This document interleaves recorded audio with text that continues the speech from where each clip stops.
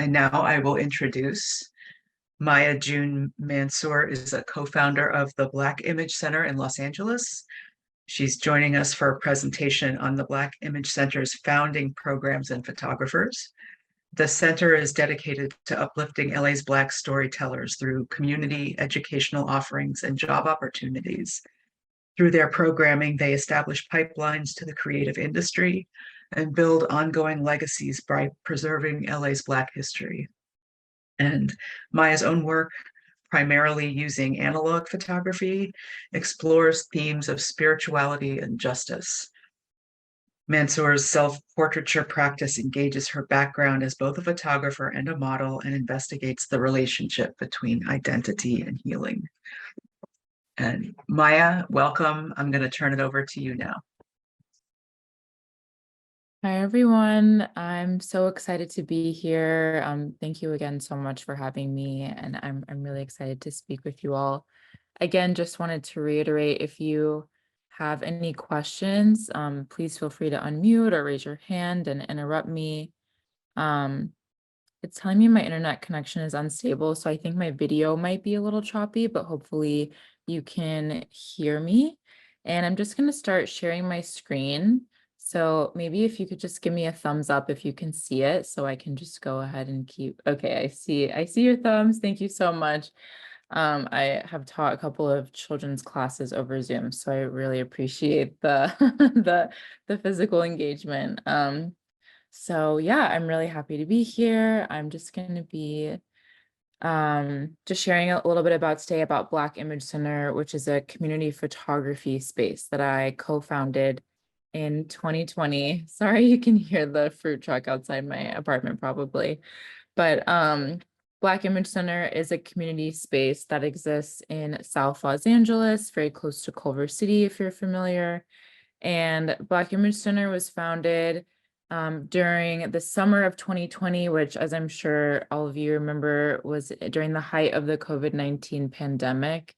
And all of us were at home, and in light of the murder of George Floyd and kind of this ongoing conversation around police brutality, we were all thinking about ways that racism has impacted us as Black photographers. And so the group of us that founded Black Image Center were all Black photographers and filmmakers and storytellers. And we came together during this time to really try and put our heads together to imagine what it would look like if LA had a space that was just for Black photographers, feeling really important that it should be in LA since that's where we all lived. And because the industry here in LA is so rooted in storytelling and photography. And so I'm one of the founders, and here are two of my other co-founders that are still kind of involved with the organization today. We have Kalina Yaki on the far left, and then Simone Kidani. We really like to use our baby photos a lot of the time in our decks and in our slideshows, kind of as a way of reiterating this idea that you have to look back in order to move forward and kind of honor your past, and whether that is your childhood or your family lineage. And so we try and find really playful ways to do that. So you'll always kind of see, whether it's on our website or in one of our decks, our family photos or childhood photos. This is a self-portrait that I took of myself. This is kind of more of my more recent work, which is a part of this photo series that I'm working on right now called Light Brown Butterfly. And it is a series entirely of self-portraits that explores, like was mentioned in the introduction, my relationship with spirituality and justice in my body.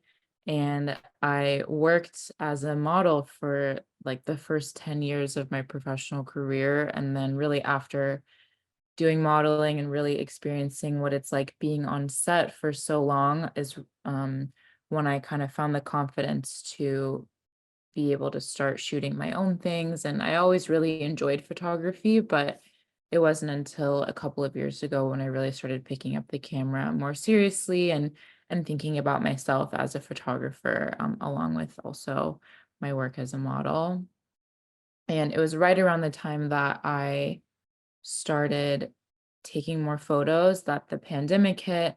And I saw an Instagram post online that was asking these questions around what it would look like if LA had a space that was specifically for the Black community to engage with photography and to learn more about telling our own stories rather than having someone else tell our story on behalf of us. And I reached out to the person who had posted that, and kind of long story short, that ended up being the kind of foundation of Black Image Center, and the person who I reached out to put me in a group chat, and that group chat is now kind of the group of founders that started Black Image Center. And so this is kind of going a little bit more into our story.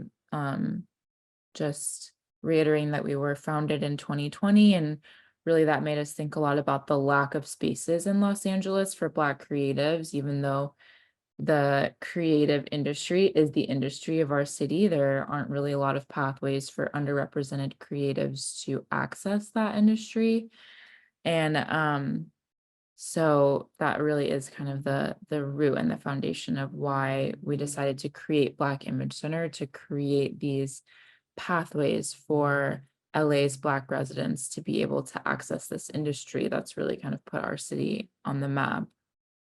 And we really love Gordon Parks, of course, at Black Image Center. And we have this quote: "I picked up the camera because it was my choice of weapon against what I hated most about the universe: racism, intolerance, and poverty." So this is a little bit more about what we do. I think the best way to really kind of get into what we do is to hear more about our programming. So our programming really is created to serve as wide of a range of Black residents in LA as we can. So a lot of our programming is created kind of with this idea in mind that we're here to serve photographers first and foremost, but there's also a lot of people that might not feel confident considering themselves a photographer, or they might be engaging with images. Like, for example, this woman on the top right who has a page from her family's scrapbook. So she's working with images a lot, but she might not necessarily consider herself a photographer.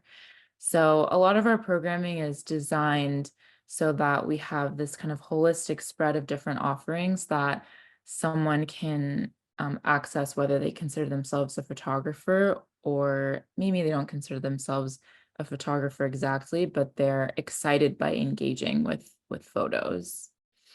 Um, so we have a brick and mortar space that was, we opened about 2 years after we founded in 2020. And so this month will mark our 2-year kind of anniversary having this physical space. But we have this footprint all over the city of LA. So just kind of doing a brief overview of what all these different places, because I know probably most of you aren't logging in from Los Angeles. We have partnered with a couple of different bookstores and libraries. That's what Heavy Manners here on the top right and the Rep Club are. They're Black-owned bookstores. With them, we are programming partners. And so at Reparations Club, we have a film fridge, which is kind of based off of this idea of a community food fridge where someone can come and get food, no questions asked, and it's all free. And if someone has extra food, or if a grocery store has extra food, they can put that in the fridge for someone else that's in need. And it's kind of rooted in this idea that no matter who you are, you deserve food. And so we had the idea of having a community film fridge because we know that the cost of film is one of the biggest barriers to entry for people that are looking to take film photos and learn more about analog photography. And so at both Reparations Club and Heavy Manners Library, we have had our free film fridge. So people from the community can come by and grab a free roll of film, no questions asked. Your first roll is free. And then if you want more than one roll of film, we work really kind of on a sliding scale. So it's pay what you can. And we have a suggested price per roll of film. Band Devices, Vielmetter, and Weber are all art galleries that we have partnered with since our inception. We've done programming with the galleries around the exhibitions that they've hosted. We've done artist talks, we've had shows. So there's kind of all these different ways we're finding out that we're able to partner with these other institutions in our community. The Getty, which I'm sure many of you guys have heard of, is a museum. We've done programming partnerships with the Getty. Community Build really kind of has a soft spot in our heart because they were the first ones to offer us their space before we had our own brick and mortar. And so the very first in-person thing that we did as a group, as Black Image Center, was at Community Build.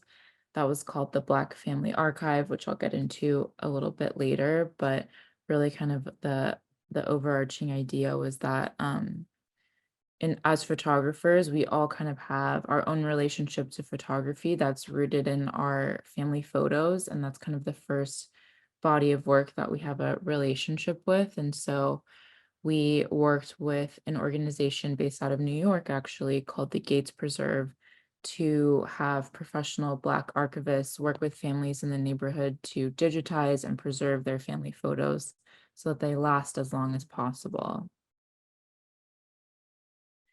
So here's kind of a brief overview of our programming and events. Again, you can kind of see some of these things are for photographers. For example, the film fridge is very directly created to service photographers. But then we have other things like our heirloom portrait sessions. So that is for anyone. Anyone can come in and they can get their portrait taken. We have a lot of families come, couples, parents and children.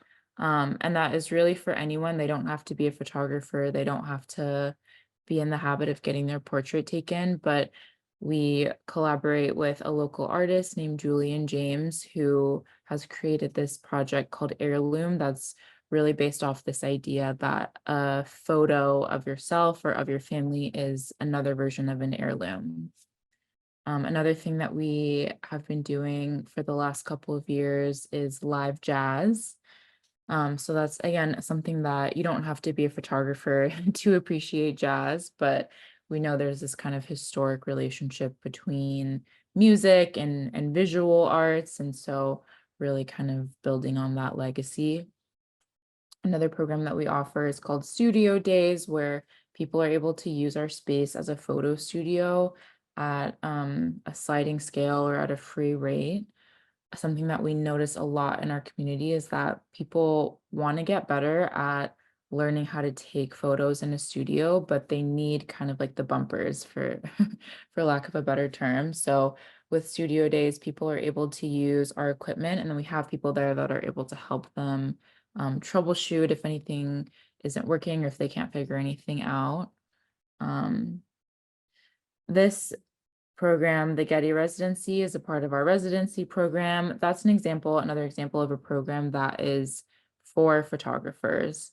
And so last year we offered our first 2 artist residencies, and then we're hoping to create this biannual rhythm, kind of funding pending, but the residency program is for emerging photographers and artists who the quality of their work is there, but maybe they haven't had the opportunity to go to art school, or they haven't been accepted into another residency program. They don't have those things on their resume, but we think that the work is there and the quality is there. They just haven't been afforded the opportunity. And so a lot of the things that we're creating for photographers is really rooted in this idea that the talent is there. We just have to create the opportunity to find people.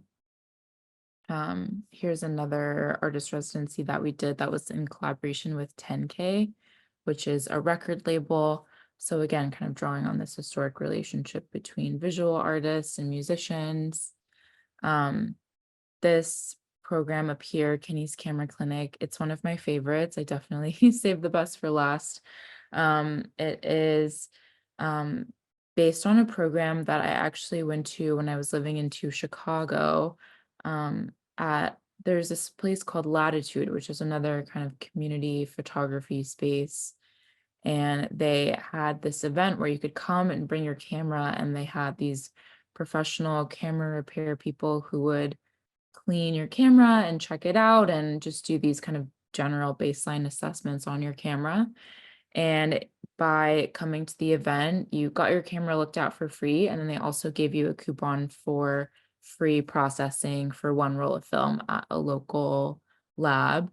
And I just really loved the idea of encouraging people to take care of the cameras that they have.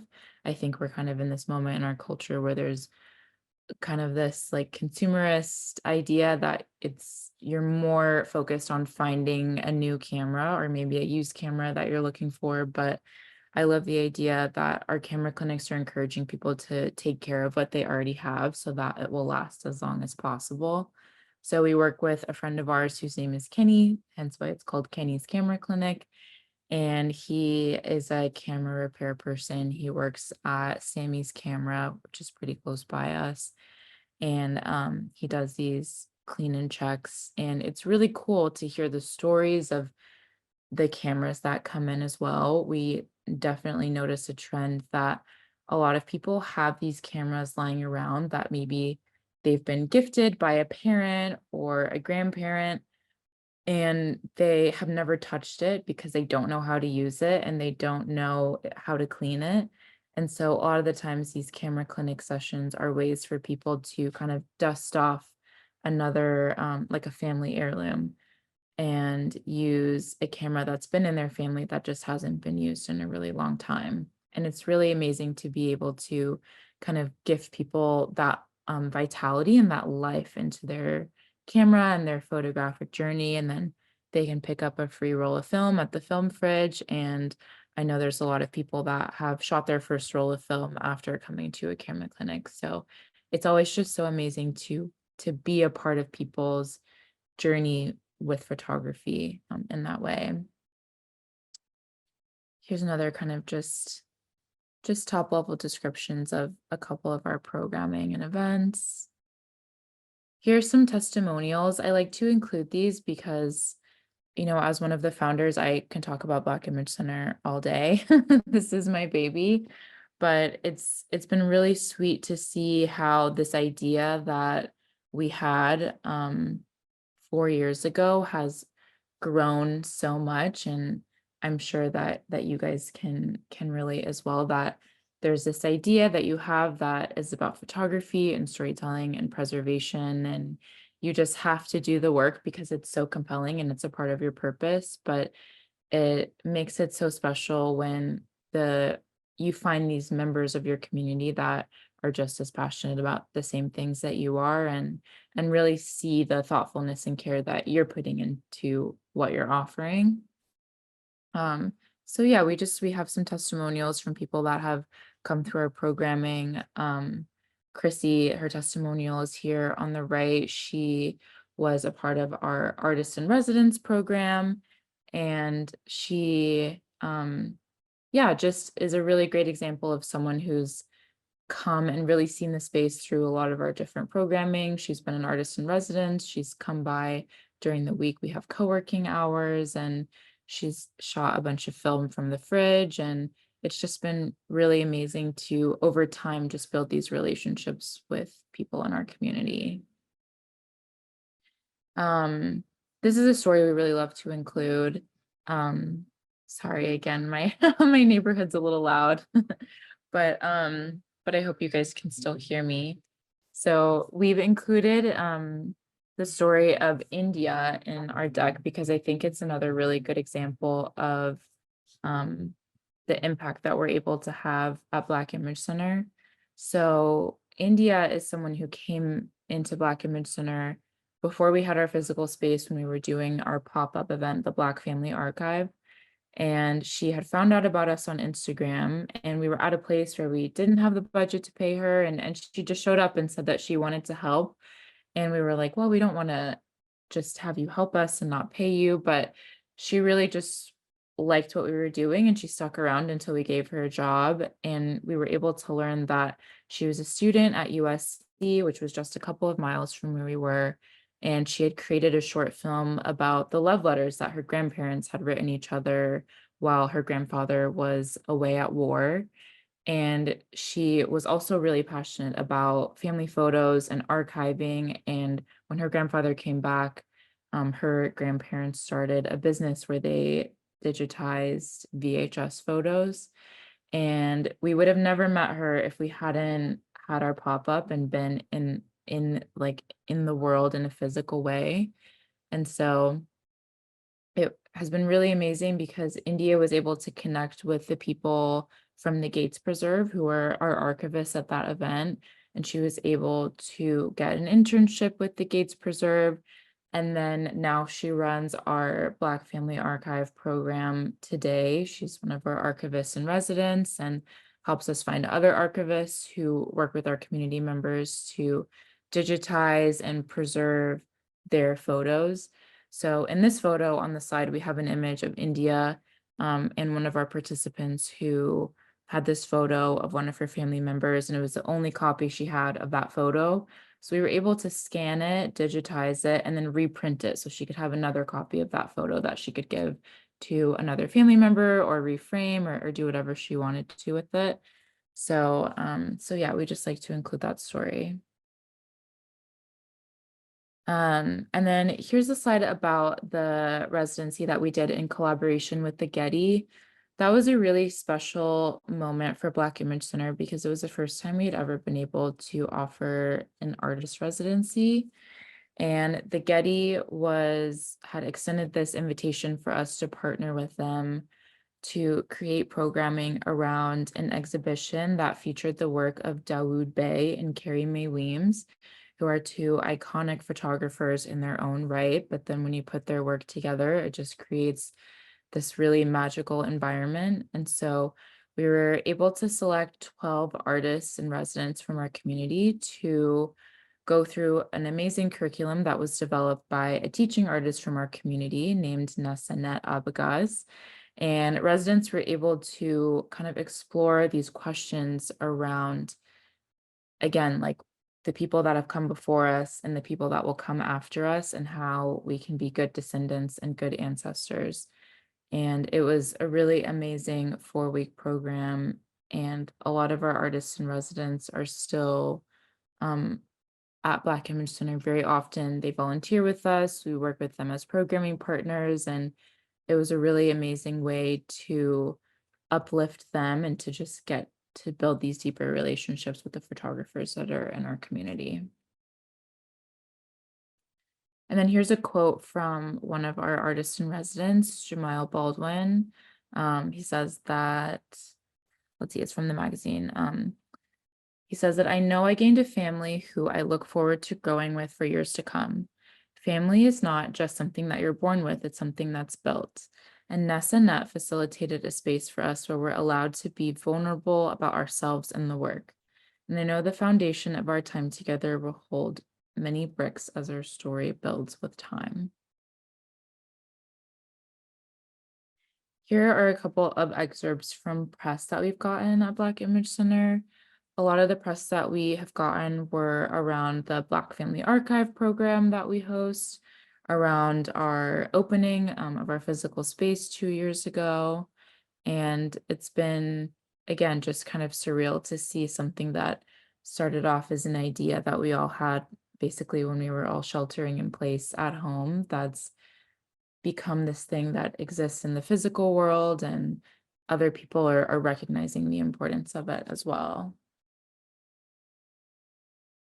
And then I just wanted to wrap up with some of our programming partners that we really wouldn't be able to do anything that we do without. A lot of our programming is supported by the people whose logos are on the screen, from our local programming partners and collaborators like Reparations Club and Conscious Mind Studios, which is a local production company, to the bigger, more national organizations and brands like the Getty Foundation and For Freedoms and Cinestil and Converse and Field Mag. Thank you so much, everybody. I'm just gonna, I can leave this slide up or I can stop sharing, either way. Thank you, Maya. That was amazing. I'm so Happy that you were able to share that with us. It's a great story and like a great birth of a family of artists and people who are, carrying on a tradition of archiving Black history in LA and um, giving support to people who are coming up. Thank Um, you. so if everyone would like to unmute and give Maya a round of applause, this is a tradition. Oh, wow. Thank you. Thank you so much. That's so kind. I'm going to check and see if we have questions. Let's see. Let me find the chat. I have one question. Oh, please. Are you have any connections with local schools? You know, Kids that we do had art classes and photography classes and things? that's something that we've just now started developing. We're realizing that being in schools, at least public schools, we've had a couple of conversations with LAUSD. We've realized that it's a lot harder than we thought it would be Yeah. because there's just like more liability when you're working with children when their parents aren't there. We've done programming with kids, but the parents have always been, with them in our space. But we that's a conversation we've started to have, and it's something that's definitely a part of our more long-term goals is to tap into schools. But we've realized there's kind of these bureaucratic, rightfully so, as there should be, I think, but there's some bureaucratic hurdles that with the capacity of our team where it's at right now, we realized that it would have been a lot more work to develop curriculum, Right. but it is something that we would really like to get into. Thank you. I see John has asked a question in the chat. How do you find corporate sponsors? Yeah, that's a great question. I think, in 2020, when we founded Black Image Center, we all came from really different backgrounds when it comes to photography. So even if we're all photographers, some people had a background in fashion and advertising, and some people were more photojournalists, and some people were just hobbyists, and some people just were, yeah, more editorial, more magazine. And so we were able to kind of tap into our different corporate relationships through the different types of photography that we did through our personal networks. That's how we've been able to find corporate sponsorships that way. But none of us had a background in nonprofits, which I don't know if I would recommend if you're starting a nonprofit, starting one without anyone that has a background in nonprofits. So we really had to learn what's the phrase, like build the plane as we've been flying it the last 4 years. So we started off with a lot of help from corporate sponsorships, but realized that kind of over time corporations have very kind of set marketing calendar, and they have focuses like some quarters and they're not as interested the next quarter, which is totally fine. But we realized that we couldn't really put all of our eggs in that basket, so to speak. So now we're kind of operating on this model where we have a more diverse kind of setup as far as our funding, where we still are open to corporate sponsors, but also are working with grant writers and applying to grants. And then also a lot of the events that we have in workshops, like our jazz nights, our fundraisers, and a lot of the workshops that we offer are on a sliding scale, but all of it just goes back into keeping the center open.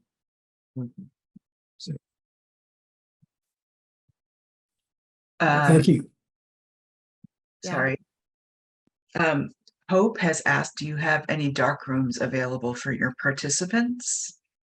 So we don't have a dark room yet, but we do have relationships with specifically one local dark room here in LA that we know the people who founded, and we're able to refer people over to them, and they kind of have like a full setup, and that's what their space is dedicated to. But our space is a multi-purpose space, and so kind of on any given day there might be a workshop, or we might have co-working during the week, or jazz night or a film screening. And so we thought when we moved in that we would be able to kind of siphon off different parts of our space to create a dark room. But the more we've been in the space the last couple of years, the more we realize that we actually do use like all of our square footage. And so it is something that we're thinking about. We would love to have a dark room. But real estate is really expensive in California and in LA. And we are trying to figure out how's the smartest way to do it, if we need to have our own dark room or if we should just maintain having this relationship with a local dark room that is really affordable and accessible that we can refer our community members to in the meantime. Thank you.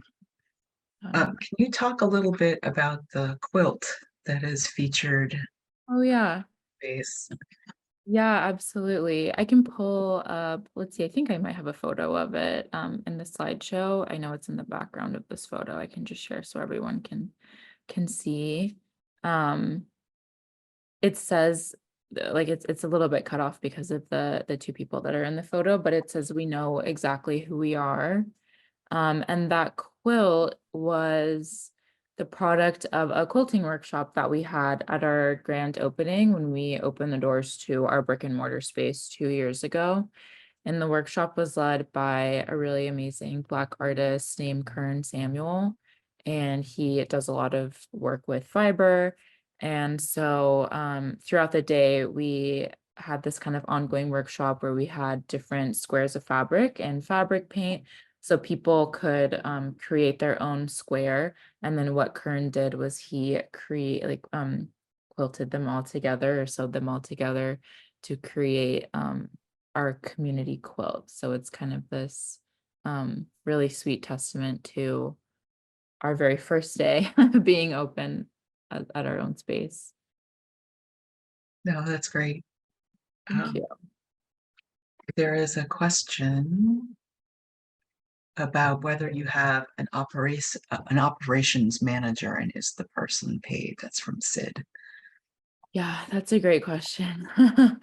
So yeah, the way that we work, like we're still at a place where no one is on salary at Black Image Center. So all of us do, it's kind of like a startup, like a lot of us do a lot of jobs. And me and one of the other founders kind of work doing the more administrative operations. I physically live the closest to the space, so I do end up doing a lot of the facilities management. This past year, we just hired our cleaning, like our first regular cleaning person. So it's all definitely still a work in progress. Once we get a grant, we're kind of able to budget out like, okay, we can pay each other hourly for the next couple of months and just keep working and applying to grants in order to maintain that. But it's still not in a place yet where we're able to have like a full-time salaried hire, even though we're all doing the full-time work that someone who is on salary would do. Great, thank you. Yeah, thank you for that question. That's the reality of a lot of the nonprofit stuff. John Do you is asking, yeah, go ahead, Mike. a grants manager? Yeah, so we just also started working last year. This was a big year for us. We just started working with a grant writer, and then we have another person on our team who's working with her, who kind of has been with us for a little bit longer. And she is actually Adam referred. You guys will hear from Adam Davis, but Adam referred our grant writer to us, and we've really just kind of started working with her the last couple of months, and it's been like amazing. It's been so nice because since we don't have this background in nonprofits, grant writing is like this language that we've really had to learn, and there's so much guesswork and about the way that we talk about Black Image Center in a setting like this, where we're just kind of talking about the work that we do versus writing it for a grant in order to get money. It's quite a bit different. I'm learning the type of language you have to use. So yeah, we did just get a grant writer. Can you give a rough percentage of your photo activities, analog versus digital, still versus video? That's a great question. I think we try and create our programming specifically for photographers in response to what people ask for in our community. And our community, by and large, is shooting film. So most things that we offer are for people that are shooting film. We do have things like photo walks where you can bring whatever camera you like. But even at those, we're seeing that it's people that are just majority shooting film. And I think with still versus video, I would say the majority of the folks that are coming through are shooting still, but there's such a big crossover, especially here in LA, of people that are both photographers and filmmakers. And even on our own team, there's people that are shooting Super 8 even. So I would say since we're majority photographers, the majority of the folks that come through our doors are shooting still, they are shooting analog, but there's like such that deep relationship between photography and filmmaking that even if you're not making the films yourself, like a lot of people are really inspired by films, and we also offer film screenings too, and those like almost always sell out. So there's definitely that appreciation for film, even if people aren't filmmakers. Um, how can historical society like PHSNE help a nonprofit like BIC? I think the biggest thing that we need help with is like finding avenues for fundraising. That's always kind of the hardest thing, is filling out our operating budget and just being able to cover the cost of rent. But I think I didn't realize the Historical Society had been around for so long, but something that is also really helpful is just hearing from people that have kind of like been in the nonprofit game for longer than us. And it's nice to kind of be able to share where we're at and the struggles that we're going through and what we're working on and what we're prioritizing, and then hearing from people that have been doing it longer, like you guys are on the right track, or you shouldn't really be worried about that right now, and just kind of getting those reflections back. This year, our biggest goal is to develop our board. So right now the board is just the founders, but we're hoping to create more of a working board of people that have expertise that we don't have, because we feel like we've kind of we've pulled all the strings that we know how to pull, but I know typically a board consists of people that are from like more diverse backgrounds than our group is. So that's something that we're always looking for advice on and things like that. I see there's one more. Do you have people who want to get into photography but can't afford a camera? Are there any spare cameras available to loan out? Yeah, we definitely hear from people. All the time people will email us and ask if we have any cameras that they can use or that they can borrow. I think definitely a goal of ours is to have a really amazing streamlined camera rental program where it's either free or really, really cheap to just check out a camera for a couple of days and then get to try it out. We have a lot of people who donate, especially point and shoot cameras, but there are some DSLRs that people donate to, and we normally let people use those at our photo walks. And it's a really great way also to like, test out a camera. So they're kind of doing us a favor too. If someone donates us a point and shoot, then like I'm not going to test it out. Like I'd rather have someone test it out on a photo walk. And then we can then use that like for a children's class or for a different workshop or something. But yeah, typically like I'll have like a duffel bag basically of cameras from Black Image Center at our photo walks, and then people can just grab a camera if they don't have one to bring. Yeah, but we do find like a lot of other nonprofits in LA have been reaching out to us that need cameras too. And a lot of the time when people need digital cameras is when we don't really have any digital cameras that we're able to loan out or give away. But just for example, we recently had a nonprofit that works with formerly incarcerated people, and they wanted a camera so that they could film like mock interviews. And that was a bit of a struggle. Just off the top of my head, we didn't just have a camera like in our storage unit that we could just give them. But then there is kind of this like, the universe has this way of like matchmaking donations with people that need. So we're able to act and facilitate moments like that, even if it's not coming from um our catalog of cameras. Sometimes someone will reach out, or we'll just be talking to someone and say, oh, we had this nonprofit that works against recidivism and with formerly incarcerated people reach out to us that, and they need a camera that can record video. And then they'll say, oh, I have this camera lying around. I would love to support that cause. And then so we're able to make the connection that way. So I definitely think it's interesting. I feel like it's kind of the opposite of what you would expect, where we have so many analog cameras that if someone wanted to just try out shooting film, we can totally set them up. But if someone needed a digital camera, that's something that we don't fully have as robust of a selection for that. Yeah. Great. How many dark rooms are left in LA? There's getting more and more scarce in New England. Yeah, I would say that's also the trend in LA too. COVID knocked out a lot of our dark rooms. I would say, let's see, how many dark rooms? Off the top of my head, I can think of 2 dark rooms that you pay by the hour that you can go to. One is called Color Black and White, which is where we typically refer people to. They have like an intro. Normally the way it works is they have like an intro class that you're required to take. And then once you've taken that class, you can book time in their dark room. And so, yeah, Color Black and White is one that is just really affordable and accessible. So we refer to them. And then also there's one, Color Black and White's in downtown, so it's a little bit more central.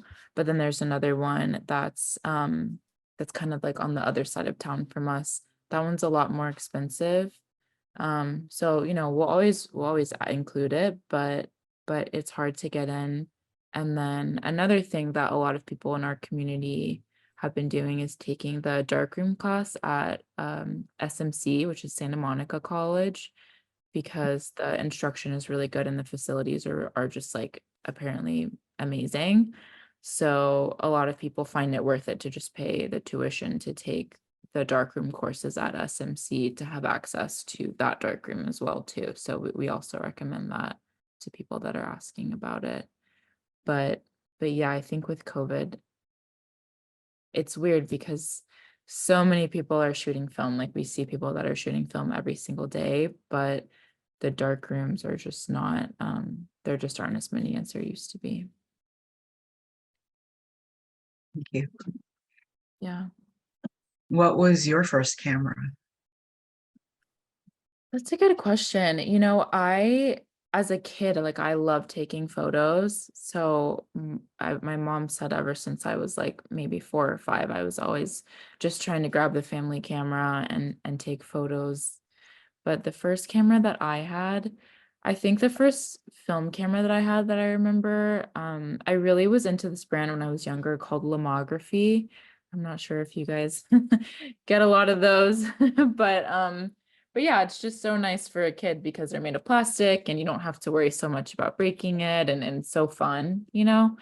So I had a fisheye camera of theirs that I really liked taking those photos when I was in like elementary and middle school. And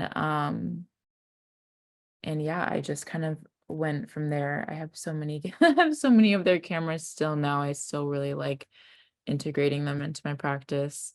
I have another camera that I got pretty early on from Lomography. It's called an Octomat, and it has 8 lenses, like 1, 2, 3, 4, 5, 6, 7, 8. And it takes 8 consecutive photos, so it's not all at the same time. So it's really cool for capturing motion. Yeah, I really like that camera. Um, yeah, I think those are my first kind of like toy cameras. But when I was in high school, one of my really good friends found a Canon AE1 in her basement or her attic or something, and she just gave it to me. And I still use it to this day. Like I shoot all of my jobs on that camera. I'm working on a photo book right now, and a lot of the photos I took in the book I used my Canon AE1. And yeah, I've had it for about 15 years, and because I've been able to just take care of it, I it's really it's never failed me. Classic for a reason, I always say. I love the camera clinic that you've set up, and I have a Canon A1 that I still use. So Oh, nice. yeah, Amazing. one of the show and tells that we do is we've had a tradition over the Zoom meetings the last couple of years of every Christmas. For the December meeting, folks just consecutively show their cameras or something special, an image that they've been working on, and it's such a I think a lot of the people who founded PHSNE were collectors, so there are a lot of cameras that are in use in our community that have been around for a long time, and I Yeah. like, yeah, I like that you have such a variety of photographers, young people, people who are established, residents, um, using all different types of equipment, I imagine. Yeah, totally. Our photo walks are just like it's crazy. People show up with things that I've never heard of. Oh, I see. Are you Jack? Yeah. Maybe you're raising your hand.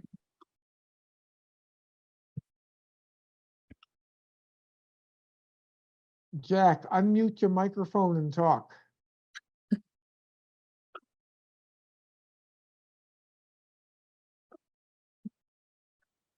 me see if I can unmute Jack. How's that? Am I on now? I can hear you. Yes. Am I on now? Okay. I have a photo here that you might be interested. It's called the daguerreotype. It Oh was yeah. it was made in Pennsylvania in the 1840s. I don't know who the two people are, but the photographer's got his name over here. It's Mm, Abner Tubbs, and he was a black Daguerrean photographer. And mm. they were very rare in those days. He worked in Pennsylvania for a while, and then he moved to Genesee in New York. Mm. I also have another rare artifact that comes from his studio. I'll hold it up like this. Wow, just a second. I'll hold it up this light if you can see it. It's Yeah. called the Daguerrean bill, Mm. and it was given out by Mr. Tubbs on the sidewalk to passers-by. And if they took one of those and went up to his studio and had a daguerreotype, 5 cents off the price. That's Wow. listed right on there.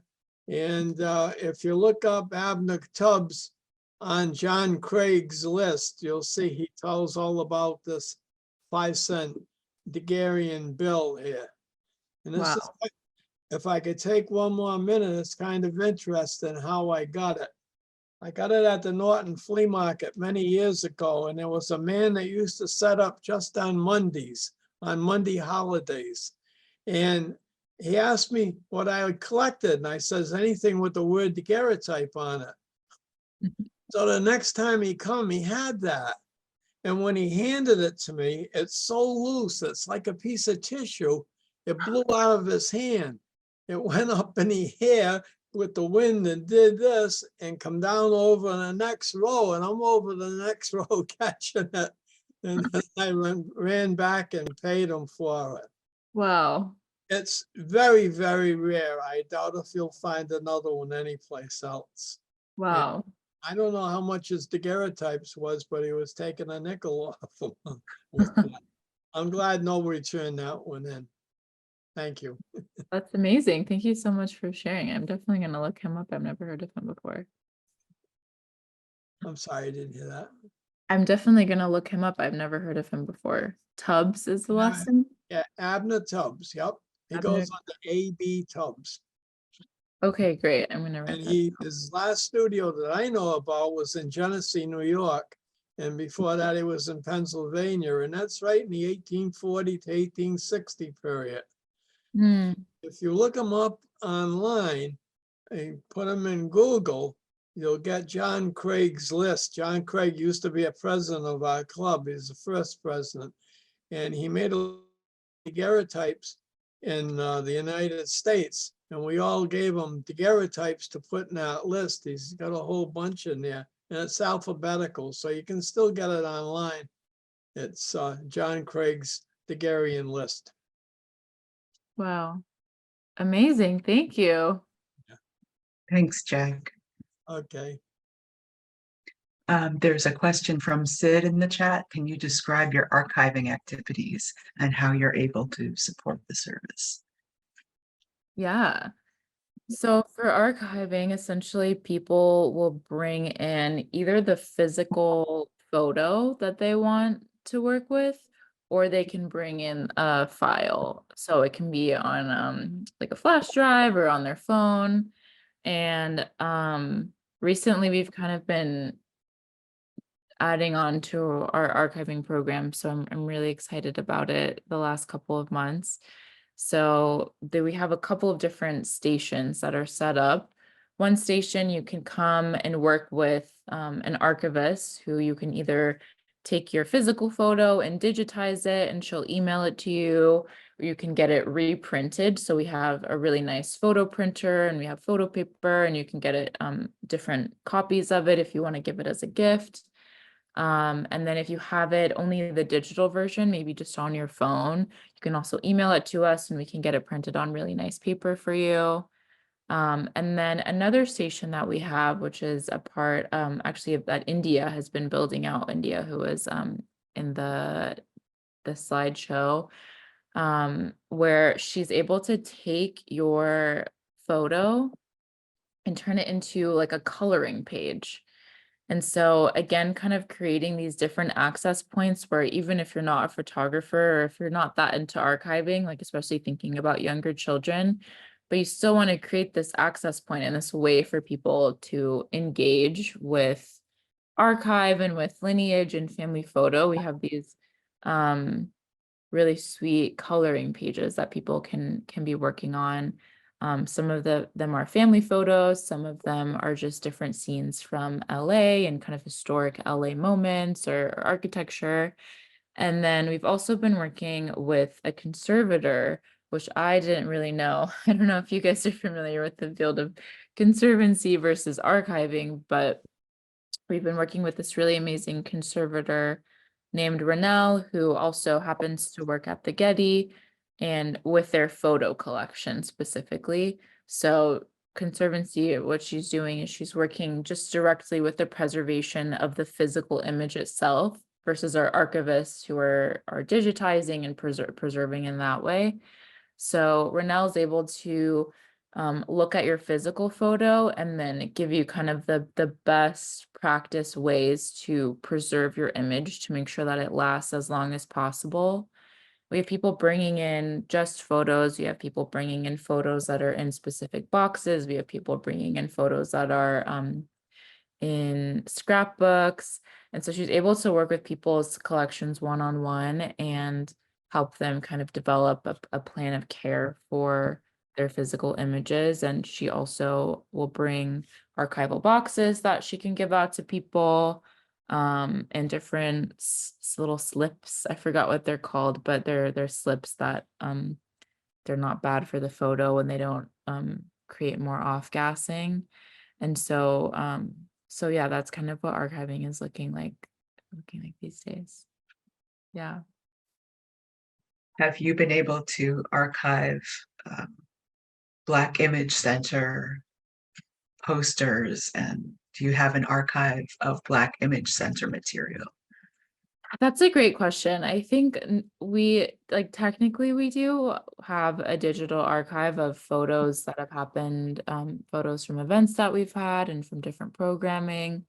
And we keep things, but nothing is as organized as we would like it to be.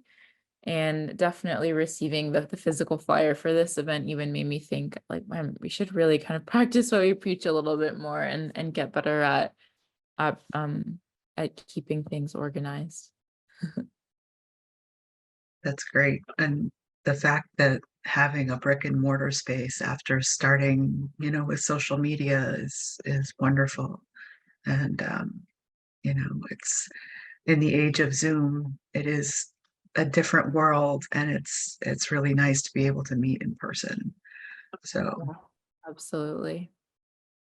Yeah, thank you so much. thank you, Maya. We really appreciate your joining us here and sharing your slides and your stories. And hopefully, if we are out in LA, we can come visit. Please do. I would love that. I would love to Yeah. welcome you guys to Yeah, Black. anyone, who's out here, feel free to get in touch with us. And if people have cameras they would like to donate to you, is that something you'd be open to? Sure. Yeah, absolutely. I can send over like our mailing address. Yeah, that would be amazing. If you want to drop the address in the chat before we close, Yeah, absolutely. that would be great. And the Photographica show generates a lot of interest with young folks, and it was really nice to see students and young people at the show in April up here. And I find that really exciting, and I love Free Film Fridge. It's awesome. Thank you. Yeah, if anyone has, we get a lot of expired film that we love to throw in the fridge. Yeah, that's definitely something we're always looking for, as well as like film that we can put in the fridge. Thank you so much. And we want to just say that, we would like to stay in communication. If we can have conversations with you, if you need help with nonprofit procedures and grant writing, Thank you. people here may have experience that we can share. Yeah, I would really love that. Thank you so much. So thanks again. Everybody can give Maya another round of applause. Aw, thank you guys for such a good audience. It's nice because you guys actually know what we're talking about with all the technical stuff. Most people don't really understand.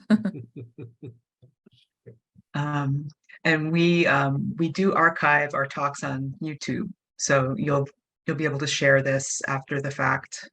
Amazing. Okay. And yeah, we really appreciate your joining us. Thank you so much. Well, thank you. Thanks so much for reaching out. It's so cool to hear from someone who's kind of been following along the whole time. What we like to do at the end of the meeting is just open it up for members to chat with each other. You're welcome to hang out if people have more questions. But I understand we're at time and I don't want to overextend. So, feel free to stick around. It's usually just a couple of folks saying goodnight, but Yeah, totally. I can stay on for a couple minutes, of course. Yeah. It's a little bit later over there. It's only 5:30 over here, so.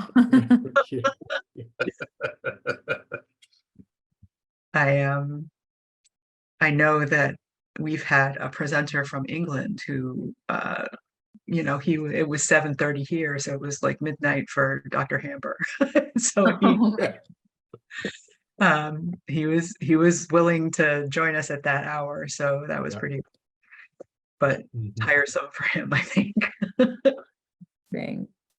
Oh, everyone. Where's everyone coming in from? I heard Michigan. I have to ask where in Michigan we're coming in from because my husband's from Michigan.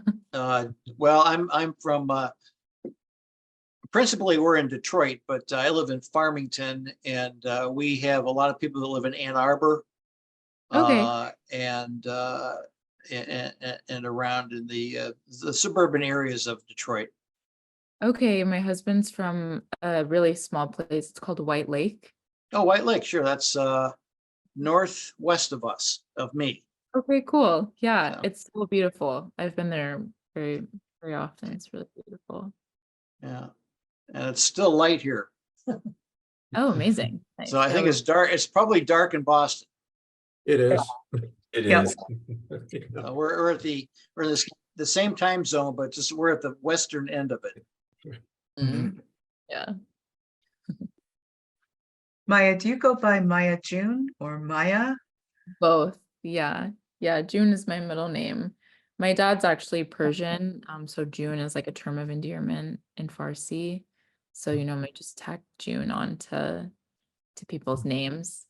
But then yeah, it's also my middle name. So yeah, either way, people call me both.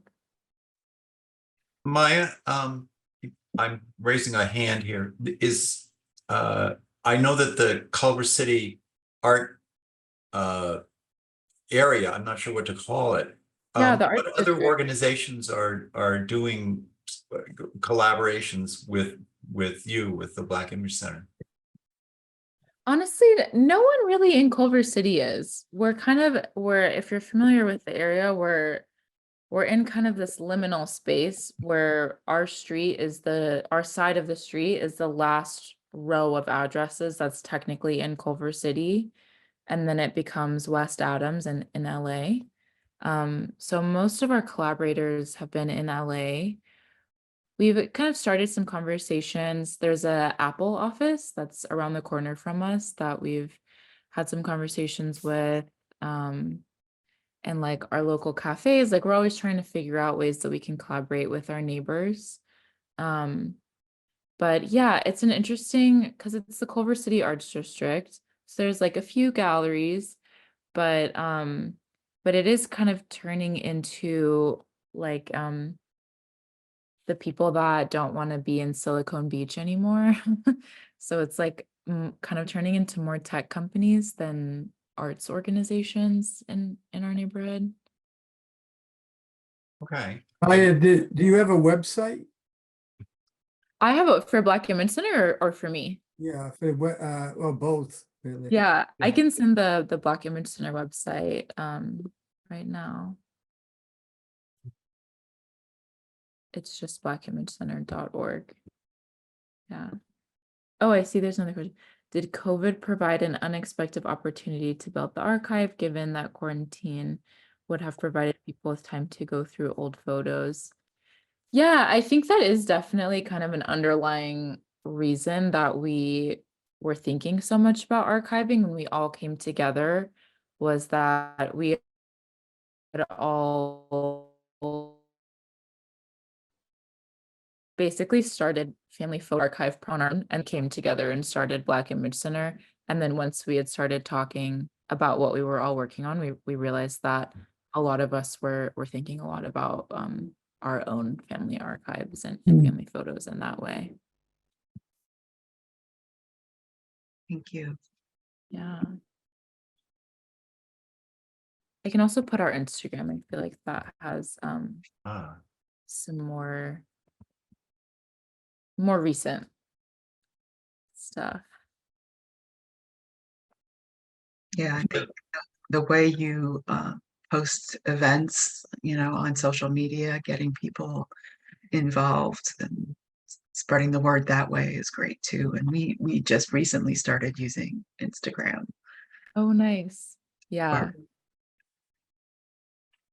Yeah, we definitely, the majority of our kind of network is either on our Instagram or through our newsletter.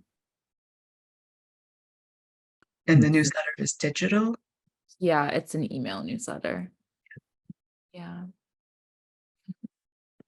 How do we get one? Yeah, let me put it in the chat. Let's see. You can just put your name and email address Super. in this link right here. And then you'll get emailed about everything we do. We don't send too many emails. I try and keep it pretty on So- a needed basis. So Maya, do people, you have like a membership? People are members of your No. organization? It's We just, don't have a membership. I think the closest thing maybe to a membership is that we offer co-working during the week, which is kind of like, very like Gen Z or millennial of us. But basically we realized that a lot of our community are freelancers, or they have day jobs and then they're working on creative projects after work. So during the week from 12 to 8 p.m. we're open, and we just have tables and chairs set up, and people can just connect to our Wi-Fi, and we have snacks and drinks, and people can just work on individual projects together. But what we realized ends up happening is that people are also very lonely.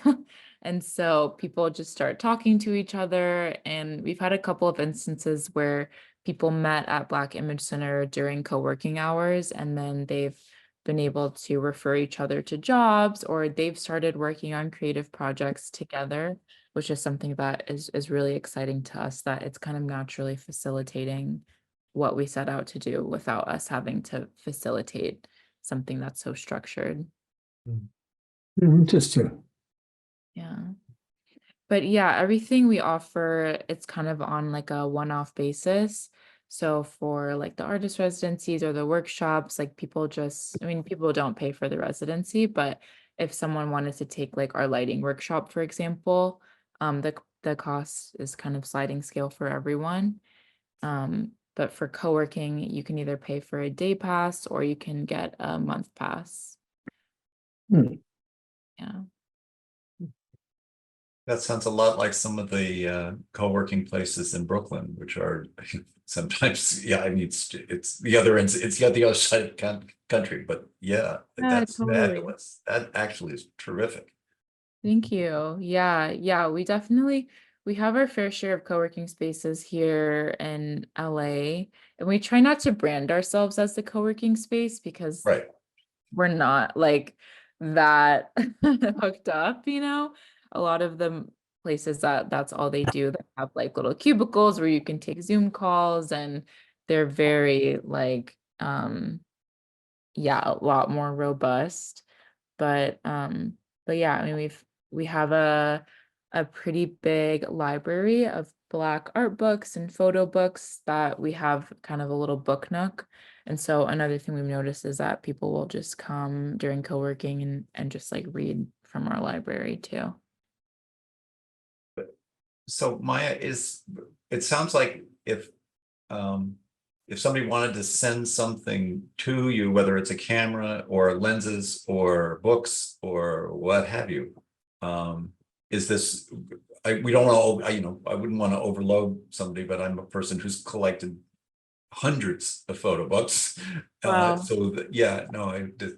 been doing this for years. So that's a big deal for me. I think that might be helpful. I'll check in with you. I sure want to hear the newsletter. I'm the guy who does the newsletter, so for here for PHSNE. So so I hope you enjoyed that one. Anyway. Yeah, that's amazing. Yeah. I think for anything that's more high touch, I would definitely just shoot me an email if you're going to mail us something, just so I can be on the lookout for it, or Yeah. if it's like really like maybe we could send it to my house instead, just to be like fully sure. But I can put our email address. It's just info@blackimagecenter.org. If you're sending anything like bigger or anything that's more expensive or requires more care, you can just shoot me an email, and so I can just be sure that we all know what's going on and we can be on the lookout for it. Yeah. Outstanding. Thank you. Yeah. Really nice to see everyone. I think we're going to close the meeting at this point, if that's okay with everyone. Thanks again, Maya, for joining us and sharing. And we look forward to hearing more about Black Image Center. Thank you so much. It was so nice meeting all of you. I hope you have a good rest of your night wherever you are. Yeah. Well, it's still light where you are. Yeah, right. Well, we can Yeah. see that. Yeah. It's Yeah. raining and dark here. I had to close the blinds so I wouldn't be backlit. Okay, Bye. everyone. Good night, folks. Thank you. Bye.